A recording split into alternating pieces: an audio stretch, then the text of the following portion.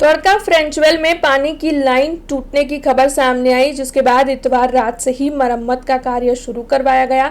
ऐसे में वडोदरा के नए म्युनिसिपल कमिश्नर अरुण महेश बाबू के साथ अन्य पदाधिकारियों ने इस जगह का जायजा लिया। वडोदरा शहर के पूर्व, उत्तर और दक्षिण इलाके के लोगों को इस वक्त पानी की किल्लत का सामना करना पड़ रहा है, क्योंकि द्वारका फ्रेंचवेल के पास पानी की लाइन टूट गई है। तब आज वहां पर म्युनिसिपल कमिश्नर अरुण महेश बाबू के साथ वडोदरा महानगर पालिका के अन्य कई पदाधिकारी चल रही कामगिरी का जायजा लेने के लिए पहुंचे थे।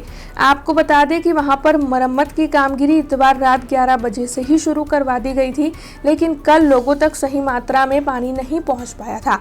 हालांकि 22 अप्रैल के बाद से पानी सही मात्रा में लोगों को मिलना शुरू हो जाएगा, क्योंकि मरम्मत का कार्य जारी है और वो जल्द ही पूर्ण हो। इसीलिए म्युनिसिपल कमिश्नर अरुण महेश बाबू की ओर से जायजा लेते हुए कर्मचारियों को जरूरी सूचनाएं दी गई है।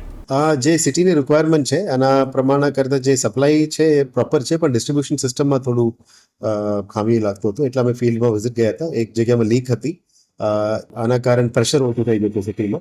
તો આ પ્રેશરને સરખું કરવા માટે અત્યારે જે આખું રાત કામ ચાલ્યું હતું એ સ્થળ મુલાકાત કરીને જે કામ કરે છે એને મોટિવેશન આપવા માટે અમે ગયા હતા.